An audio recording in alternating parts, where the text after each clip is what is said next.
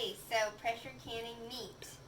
If you want to can meat so that it's shelf stable, you have to do pressure canning, because regular canning you're just not going to get a strong enough seal on there to make sure that it stays good and doesn't get contaminated. So what we did was we cooked some rump roast up, and then we cut it up into little pieces and filled up the jar most of the way, maybe a couple inches below the top, and we pushed it down to get as much of the air out as we could. And you can also add other stuff. I put some liver in there again just for extra nutrients, and then you can put any vegetables that you want to. We put a little bit of onion and garlic and some herbs just to make it a little tastier. And then you want to fill it up, all the air gaps, with some kind of liquid.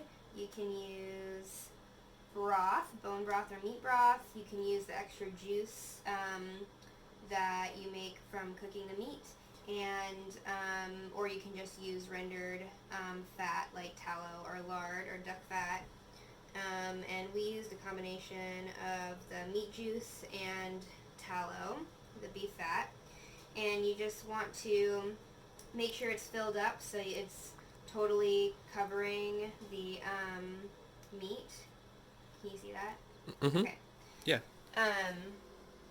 If you don't fill it up so that it's totally covering the meat, it might just make a little bit of discoloration on the meat when you open it up, just from the oxidation. It's not bad, it's fine, it just looks kind of gross. And it might taste a little weird or dry, so it's best to have it totally submerged.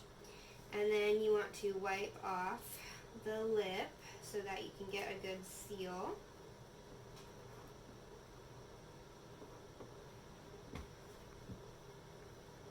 And I put a little vinegar on the rag because it helps clean off the fat better than just water. And then you close it up.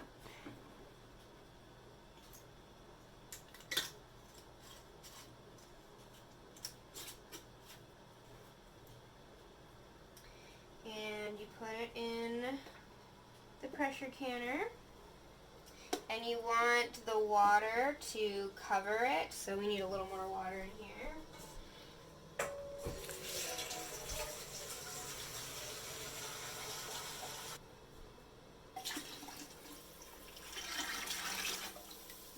And the pressure canner is super heavy, which is why I'm bringing water to it and not it to the water.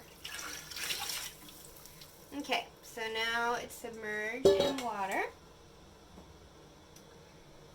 And now close up the pressure canner.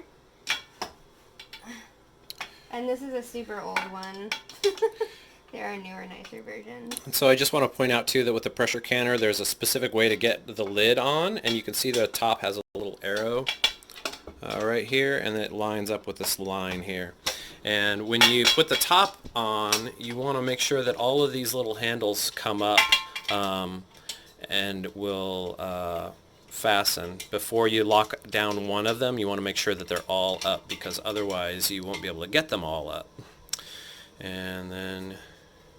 And there's lots of different types of pressure canners. This one has a gauge on it, and you want to make sure the vent is down so that it builds up steam.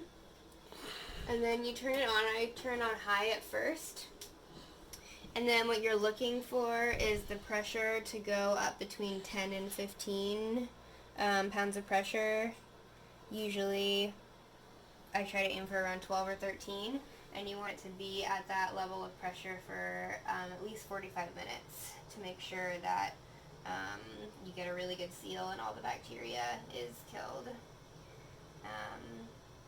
And so once it gets up to the amount of pressure you want, you just turn the heat down a little bit until it stays at that amount of pressure solidly. Is that it? Yes. All right. Alright, so it's been 45 minutes and the pressure's been up at least 14 that whole time. So now we're going to let out the pressure. Wow! Turn it off for a second. So the pressure's down to 0, so it's safe to open now. Oops, that's the wrong way.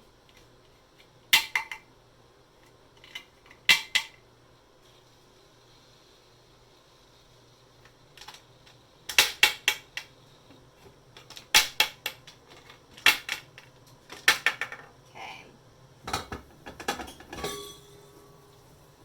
So, still super hot in there. So Yep. we get, what? Go ahead.